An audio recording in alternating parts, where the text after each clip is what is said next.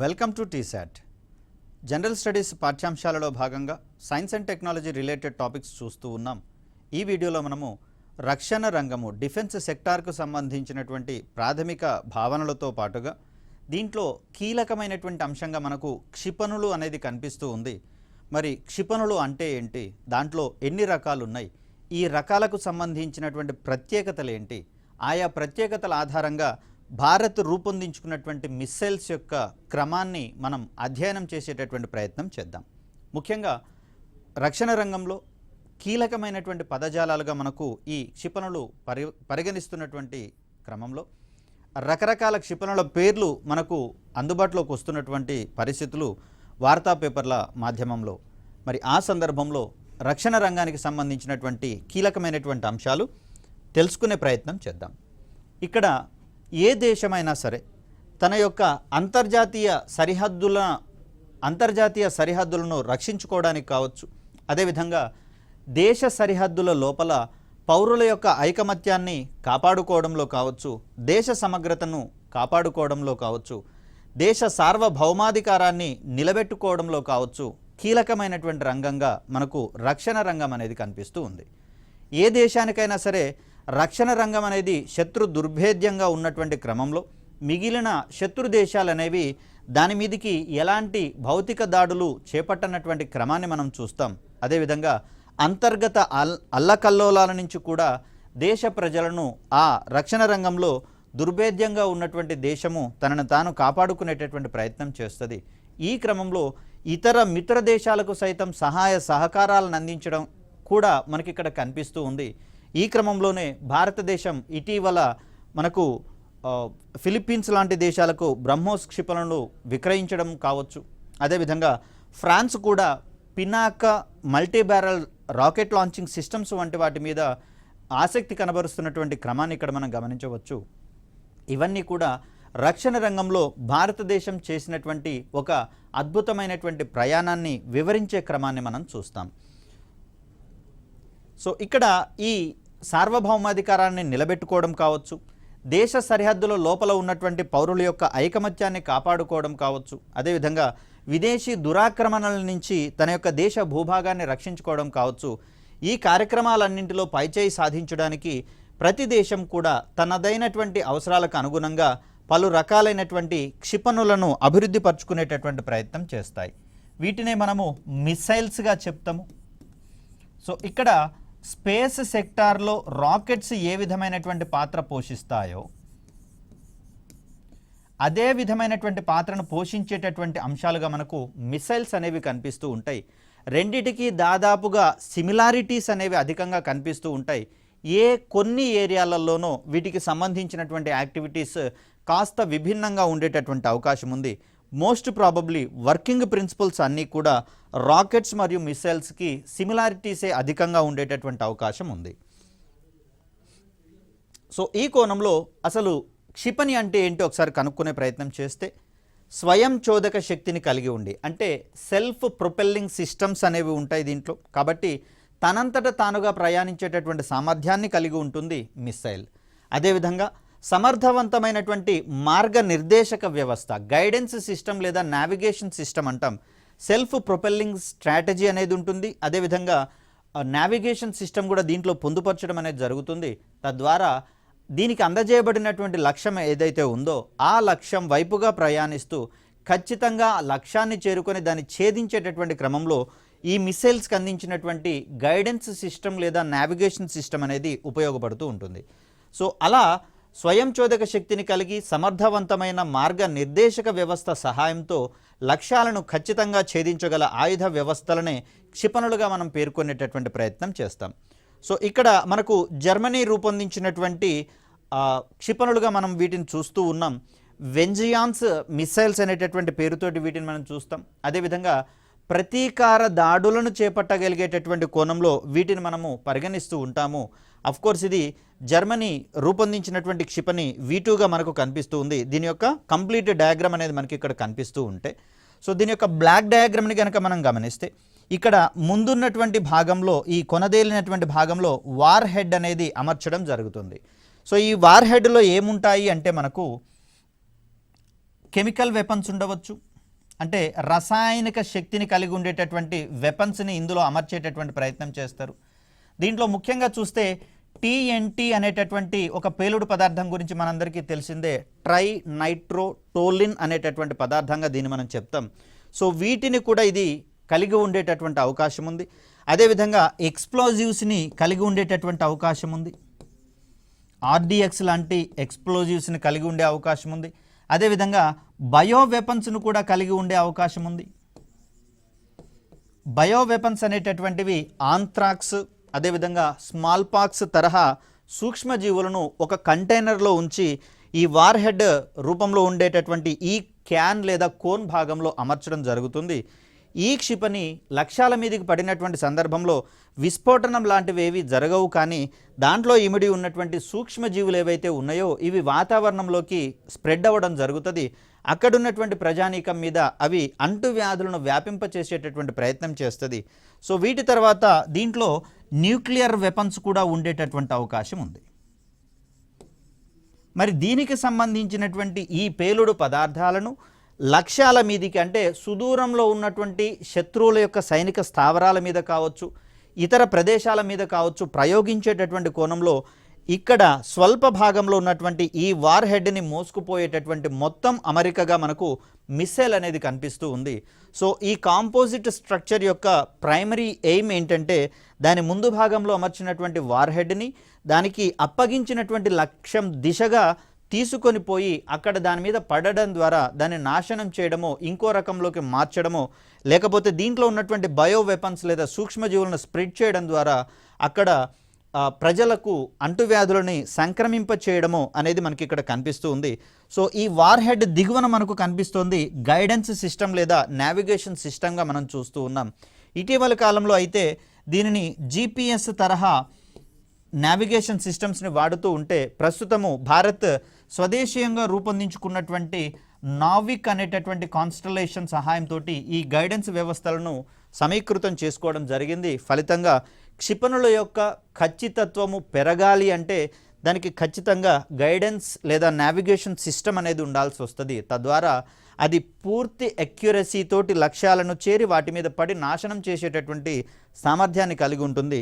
ఒకవేళ guidance system లేదా navigation system కనుక సరిగా లేదనుకోండి, ఆ మిస్సైల్ శత్రు స్థావరాలను నాశనం చేయగలగడంలో కొంత తక్కువ అక్యురసీని కలిగి ఉంటుంది. కాబట్టి మోస్ట్ ప్రాబబుల్ అది వైఫల్యం చెందేటటువంటి అవకాశం కూడా ఉంటుంది. సో ఇక్కడ మనకు కనిపిస్తున్నటువంటి ఈ రెండు పార్ట్స్ ఏవైతే ఉన్నాయో ఇవి ప్రొపెల్లెంట్కి సంబంధించినటువంటి అంశాలుగా మనం చూస్తాం. వాస్తవానికి ప్రొపెల్లెంట్ అనేది మనకు చాలా చిన్న పదంగా, ఒకటే పదంగా కనిపిస్తుంది, కానీ ఇక్కడ ప్రొపెల్లెంట్లో ఫ్యూయల్ ఉంటుంది, అదేవిధంగా దాన్ని మండించడానికి అవసరమైనటువంటి ఆక్సిడైజర్ కూడా ఉంటుంది. సో ప్రొపెల్లెంట్ని మనము ఫ్యూయల్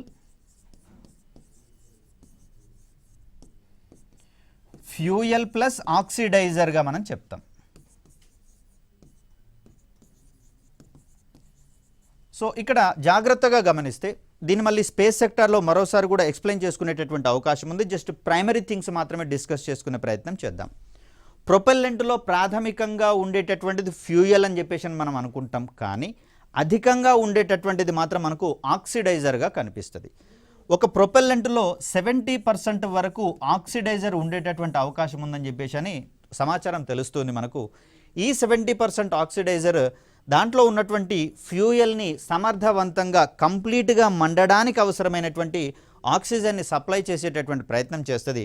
కాబట్టి ఇంధన వ్యవస్థ కూడా ఈ మిసైల్స్లలో మనకు ఉంటుంది. దీని తర్వాత ఈ ఇంధనాలను ఆధారంగా చేసుకొని మండడానికి అవసరమయ్యేటటువంటి కంబషన్ ఛాంబర్ కూడా మనకి ఇక్కడ ఉంటుంది. ఈ కంబషన్ ఛాంబర్లో మండినటువంటి ఇంధనాలు వెలువచ్చినటువంటి వాయువులు నాజిల్ అనేటటువంటి ఈ భాగం ద్వారా వెలుపలికి రావడం ద్వారా మరి వాయువులన్నీ కూడా ఈ దిశలో వెలువడుతూ ఉంటే దీనికి ఆపోజిట్లో థ్రస్ట్ను కలిగించేటటువంటి ప్రయత్నం జరుగుతుంది. కాబట్టి మరి రాకెట్ లేదా ఈ మిస్సైల్ అనేటటువంటిది ముందు భాగంలో ఇలా ప్రయాణించేటటువంటి ప్రయత్నం చేస్తుంది.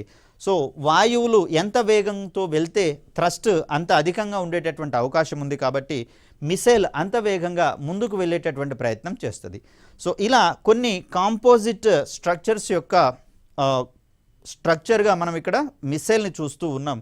దీంట్లో ప్రతి భాగము కూడా తనకున్నటువంటి ప్రాథమిక విధిని నిర్వర్తించుకుంటూ మొత్తంగా మిస్సైల్ లక్ష్యాలను చేరి వాటి మీద పడి నాశనం చేయాలనేటటువంటి ప్రాథమిక విధిని నిర్వర్తించేటటువంటి ప్రయత్నం చేస్తుంది.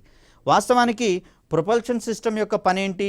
అది ఇంధనాన్ని మండించడం ద్వారా వాయువులను బయటికి రిలీజ్ చేయడం మాత్రమే దీని యొక్క ప్రాథమికమైనటువంటి విధి. కానీ ఇలా వాయువులు బయటికి వెలువడినటువంటి తరుణంలో వెలువడినటువంటి థ్రస్ట్ ఏదైతే ఉందో ఈ థ్రస్ట్ ఆధారంగా మిసైల్ ముందుకు దూసుకొని పోయేటటువంటి ప్రయత్నం చేస్తుంది. మరి నావిగేషన్ సిస్టమ్ ఏం చేస్తుంది అంటే అలా ముందుకు వెళ్ళేటటువంటి సందర్భంలో అది లక్ష్యాన్ని చేరుకునేటటువంటి మార్గంలోనే ప్రయాణిస్తుందా లేదా అనేటటువంటి క్రమాన్ని అది ఎప్పటికప్పుడు చెక్ చేసుకునేటటువంటి ప్రయత్నం చేస్తుంది. ఒకవేళ దాంట్లో ఏదైనా మార్పులు చేర్పులు కనుక ఉన్నట్లయితే దాంట్లో ఉన్నటువంటి క్లోజ్డ్ లూప్ గైడెన్స్ సిస్టమ్ వంటివి పనిచేయడం ప్రారంభిస్తాయి. క్లోజ్డ్ లూప్ గైడెన్స్ సిస్టమ్ అని, అదేవిధంగా ఇనర్షియల్ నావిగేషన్ సిస్టమ్ అనేటటువంటి సిస్టమ్స్ ఎప్పటికప్పుడు ఆ మార్గంలో ఏదైనా మార్పులు చేర్పులు అవసరమైతే వాటిని చేసి పూర్తిగా మిసైల్ లక్ష్యం మీదుగా ఎక్యురేట్గా పడి వాటిని నాశనం చేసేటటువంటి ప్రయత్నం చేస్తుంది. సో అలాంటి ఒక నిర్మాణంగా మనం ఇక్కడ మిసైల్ గురించి మాట్లాడుతాం. ఇక్కడ గైడెన్స్ విషయానికి వచ్చేసరికల్లా రకరకాల గైడెన్స్ సిస్టమ్స్ మనకు అందుబాటులో ఉన్నాయి. కొన్ని మాన్యువల్గా నిర్వర్తించగలిగేటటువంటి గైడెన్స్ ఉంటే కొన్ని మిసైల్స్ పేల్చినప్పుడు చూడండి ఒక లేజర్ బీమ్ లాంటిది టార్గెట్ల మీద పడుతుంది. అక్కడ టార్గెట్ మీద లేజర్ బీమ్ పడగానే ఇమ్మీడియట్గా ఒక మిసైల్ దాని మీద పడి దాన్ని నాశనం చేసేటటువంటి క్రమాన్ని మనం చూస్తాం. అదేవిధంగా శాటిలైట్ల ద్వారా అందేటటువంటి నావిగేషన్ సిస్టమ్స్ కూడా మనకు అందుబాటులో ఉన్నాయి. సో ఇలా మనకు అక్యురసీ వచ్చేంత వరకు రకరకాల నావిగేషన్ సిస్టమ్స్ని అందుకునేటటువంటి ప్రయత్నం చేస్తాం. అలా రాకెట్స్ అనేటటువంటివి మనకి ఇక్కడ రాకెట్కి సంబంధించినటువంటి పదజాలాలు మిసైల్కి సంబంధించినటువంటి పదజాలాల్లో ఒకే రకమైనటువంటి సారూప్యతలు అనేవి మనకు కనిపిస్తూ ఉన్నాయి. మోరోవర్ ఇక్కడ మనకు క్వశ్చన్ ఒకవేళ అడిగేటటువంటి క్రమంలో మిసైల్స్ పనిచేయడంలో ఉపయోగపడుతున్నటువంటి ప్రిన్సిపల్ ఏంటిది అనేటటువంటి కోణంలో కనుక మాట్లాడుకుంటే మనందరికీ తెలిసిందే న్యూటన్ 3వ గమన నియమం ఆధారంగా మిసైల్స్ ప్రయాణిస్తాయి అనేది మనందరికీ తెలిసిందే. ఒకవేళ క్వశ్చన్ యొక్క స్ట్రాటజీని మార్చి దాన్ని ఇలా అడిగారు అనుకుందాం, క్రింది వానిలో మిసైల్స్ పనిచేయడంలో ఉపయోగపడేటటువంటి నియమాలను గుర్తించండి అని అడిగారు అనుకుందాం. సో దీంట్లో మొదటి ఆప్షన్గా మొదటి గమన నియమము, రెండవ ఆప్షన్గా రెండవ గమన నియమము, మూడవ ఆప్షన్గా మూడవ గమన నియమం అని ఇచ్చాము. ఇక నాలుగవ ఆప్షన్గా కోణీయ ద్రవ్యవేగ నిత్యత్వ నియమం అనే పేరు ఒకటి వినిపించాము.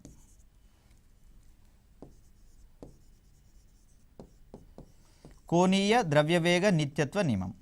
సో దీంట్లో ఆప్షన్స్ వచ్చేసరికల్లా ఏం చేస్తారు అంటే ఆప్షన్ ఏ విషయానికి వచ్చేసరికల్లా 1, 2 మాత్రమే అని, ఆప్షన్ బి విషయానికి వచ్చేసరికల్లా 2, 3 మాత్రమే అని, సి విషయానికి వచ్చేసరికి 3, 4 మాత్రమే అని, డి విషయానికి వచ్చేసరికల్లా పైవన్నీ అనేటటువంటి ఆప్షన్స్ ఇచ్చారు అనుకుందాం. మరి ఇక్కడ మనం ఇప్పటి వరకు మాట్లాడుకున్నది ఈ మిసైల్స్ పనిచేసేటటువంటి కోణంలో ఉపయోగపడే నియమము 3వ గమన నియమం అని మాత్రమే మనందరం ఖచ్చితంగా మాట్లాడుకున్నాం. మరి ఇందులో ఎట్లాగో మనకు 1వ గమన నియమం పనిచేయదు న్యూటన్కి సంబంధించి, 2వ గమన నియమం పనిచేయదు, 3కు మాత్రమే ప్రాధాన్యత ఇచ్చుకున్నాం. కోణీయ ద్రవ్యవేగ నిత్యత్వ నియమానికి సంబంధించి మనకు అవగాహన ఉన్నా లేకపోయినా ఈ తరహా క్వశ్చన్లో 3తో పాటు లింకుగా ఉన్నది 4 కాబట్టి దీనికి ఆన్సర్ని ఈజీగా మనం ఐడెంటిఫై చేసేటటువంటి అవకాశం ఉంది.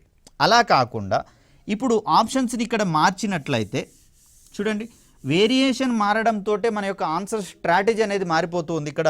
సో ఫస్ట్ ఆప్షన్కి వచ్చేసరికల్లా 3 మాత్రమే అని ఇచ్చాము. అదేవిధంగా బి విషయానికి వచ్చేసరికల్లా 3, 4 మాత్రమే అని ఇచ్చాము. అదేవిధంగా సి విషయానికి వచ్చేసరికల్లా 1, 2, 3 అనేటటువంటి ఆప్షన్స్ ఇచ్చాము. ఇక్కడ డి వచ్చేసరికి పైవన్నీ అందామనుకుందాం.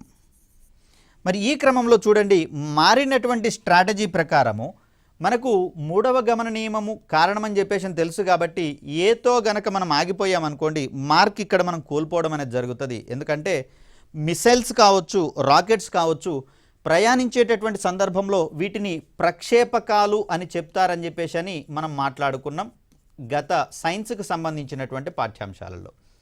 ప్రక్షేపకాలన్నీ కూడా పరావలయ మార్గంలో ప్రయాణించేటటువంటి సందర్భాన్ని మనం చూస్తాం. మరి ఈ సందర్భంలో ఇవి భ్రమణ చలనంలో ఉన్నట్లుగా మనం చూస్తాం. భ్రమణ చలనంలో ఉన్నటువంటి వాటన్నిటికీ కూడా కోణీయ ద్రవ్యవేగం అనేది ఉంటుంది. కాబట్టి ఈ సందర్భంలో మిసైల్స్ కావచ్చు, అదేవిధంగా రాకెట్ లాంచర్స్ కావచ్చు, పనిచేసేటటువంటి క్రమంలో ఇవి పనిచేసేటటువంటి నియమాన్ని కోణీయ ద్రవ్యవేగ నిత్యత్వ నియమంగా మనం చెప్తాం. కాబట్టి ఇక్కడ ఈ సందర్భంలో మనం 2 నియమాలని సమాధానంగా పేర్కొనాల్సి వస్తుంది. సో ఇలాంటి సెన్సిటివ్ ఏరియాస్ కూడా మనకు పడేటటువంటి అవకాశం ఉంది. కాబట్టి కాస్త జాగ్రత్తగా ప్రశ్నల యొక్క లోతును ముందుగా మనం అర్థం చేసుకోవాల్సినటువంటి అవసరం ఏర్పడుతుంది. ఇక భారతదేశ చరిత్రలో కావచ్చు, అదేవిధంగా ప్రపంచ చరిత్రలో కావచ్చు, మొట్టమొదటిసారిగా క్షిపణులను వాడినటువంటి సందర్భం ఏదనేటటువంటి కోణాన్ని కనుక పరిశీలిస్తే దీనికి కూడా సమాధానంగా మనము భారతదేశ చరిత్రనే పేర్కొనాల్సి వస్తుంది. ఎందుకు అంటే ప్రాచీన కాలం నుంచి చూసుకుంటే కనుక వేద భూమిగా, విజ్ఞాన ఖనిగా భారతదేశానికి ఒక ప్రముఖమైనటువంటి పేరున్నట్లుగానే క్షిపణుల రంగంలో కూడా మొదటిసారిగా క్షిపణులు వాడినటువంటి ఘనత భారతదేశ రాజులకే చెందినట్లుగా మనం ఇక్కడ చూస్తాం.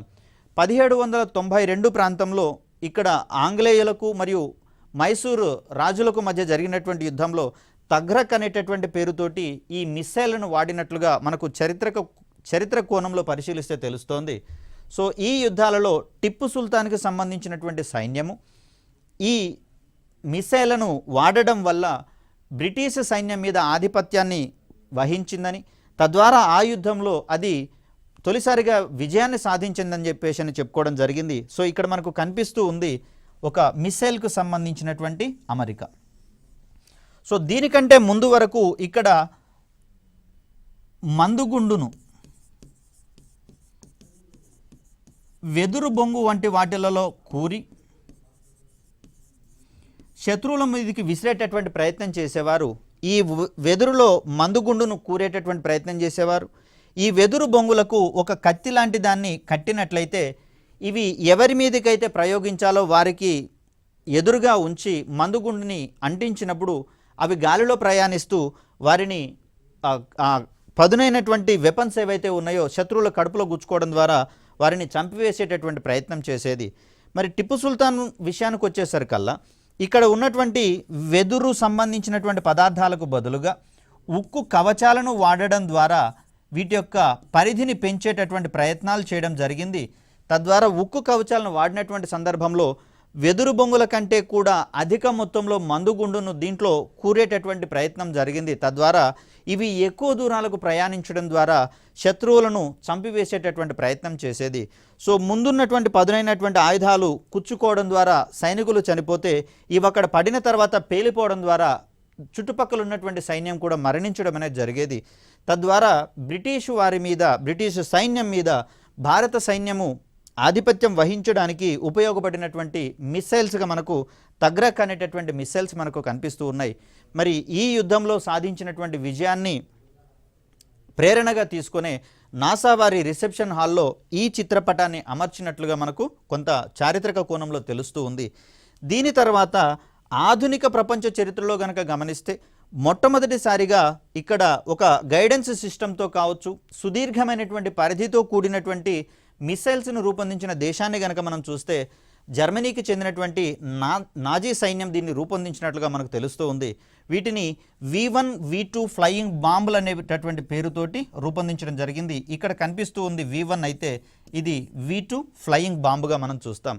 ఇక్కడ V అనేటటువంటి అక్షరం వెంజియాన్స్ అనేటటువంటి పదంగా వివరించడం జరుగుతుంది. సో దీనికి అర్థంగా ప్రతీకార దాడులను చేపట్టడం కోసం రూపొందించబడినటువంటి ఆయుధాలుగా వీటిని మనం పరిగణిస్తాం.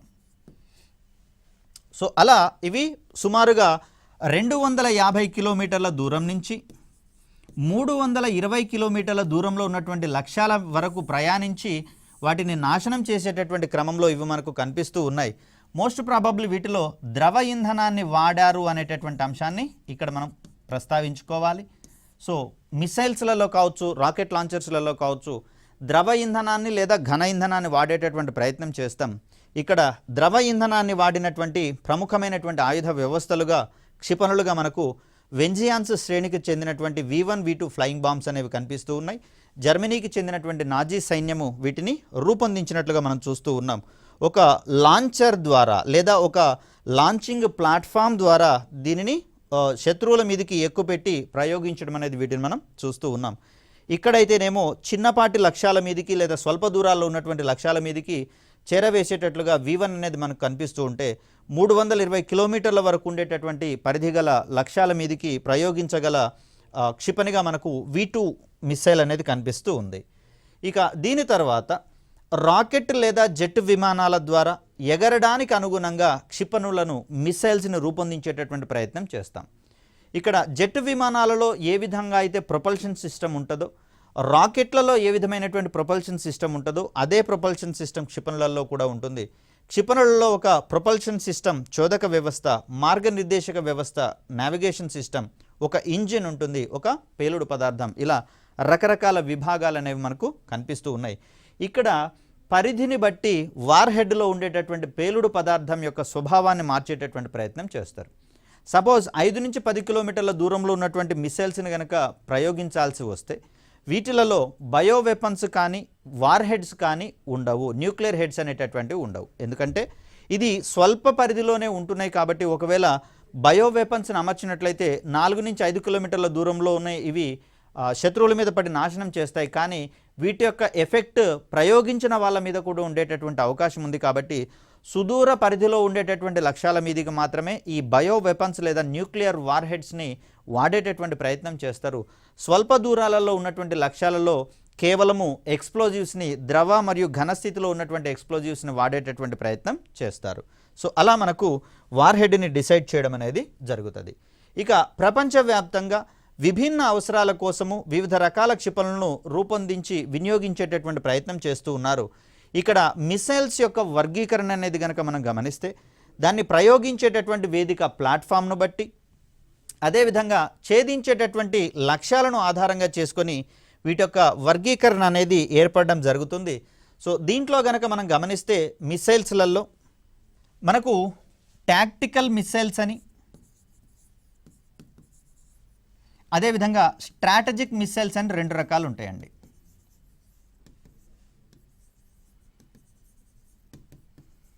Tactical missiles and strategic missiles అని 2 రకాలుగా ఉంటాయి. దీంట్లో టాక్టికల్ మిసైల్స్ అనేటటువంటివి సైనికులు వారి భుజాల మీద మోసుకొని పోగలిగేటటువంటి సామర్థ్యం ఉన్న మిసైల్స్గా మనం చూస్తాం.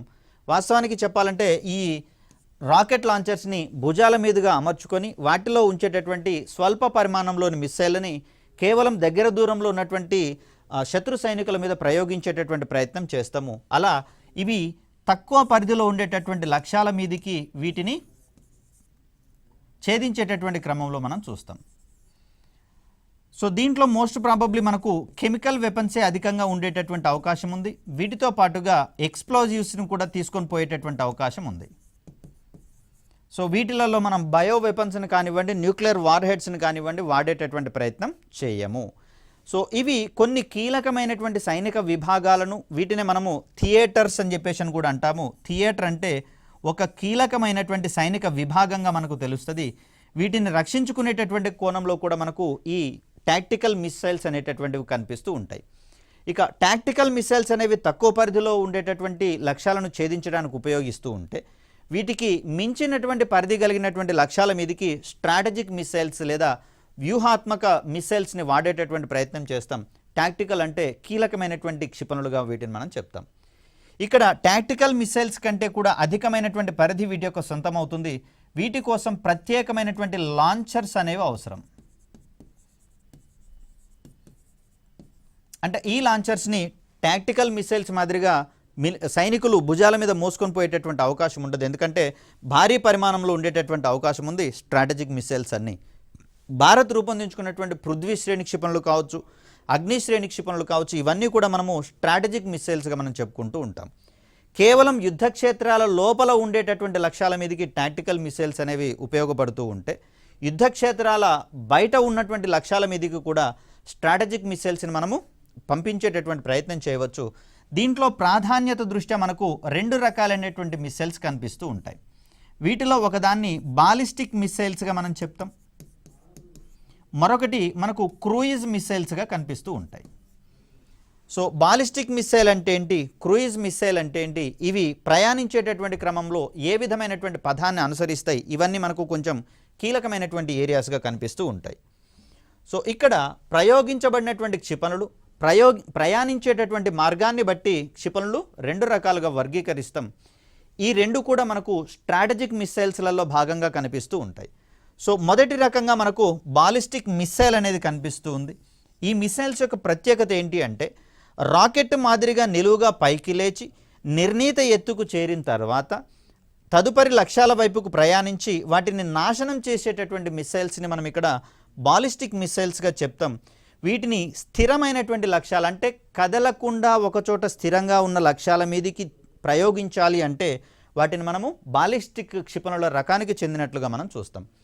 ఫర్ ఎగ్జాంపుల్ చూసినట్లయితే ఇక్కడ చూడండి, ఇది రాకెట్ లాంచింగ్ స్టేషన్ లేదా మిస్సైల్ లాంచింగ్ ప్యాడ్ ఉన్నప్పుడు అనుకుంటే ఇది నిలువుగా పైకి లేసి ఒక ప్రక్షేపకం మాదిరిగా ప్రయాణించి లక్ష్యాల మీదకి చేరి వాటిని నాశనం చేసేటటువంటి ప్రయత్నం చేస్తుంది. సో ఈ విధమైనటువంటి పథాన్ని మనము పరావలయ మార్గం అని చెప్పేసి అనుకున్నాం. పారాబోలిక్ ట్రాజెక్టరీ అంటాం దీన్ని. సో బాలిస్టిక్ క్షిపణులన్నీ కూడా ఇదే విధమైనటువంటి పథాన్ని అనుసరించే ప్రయత్నం చేస్తాయి. సో దీంట్లో ప్రయోగించిన బిందువు నుంచి అది లక్ష్యాన్ని చేరడానికి ఏ ప్రాంతం వద్ద అయితే భూమిని చేరుతుందో ఈ రెండిటికి మధ్య ఉండేటటువంటి ఈ దూరాన్నే మనము పరిధి అనేటటువంటి పేరుతోటి చెప్తాము. దీన్నే ఇంగ్లీష్లో అయితే రేంజ్ అని చెప్పేసి అంటాం. సో ఇలా విభిన్నమైనటువంటి పరిధుల కోసము విభిన్నమైనటువంటి బాలిస్టిక్ క్షిపణుల్ని విభిన్న అంచెలలో తయారు చేసేటటువంటి ప్రయత్నం చేస్తాము.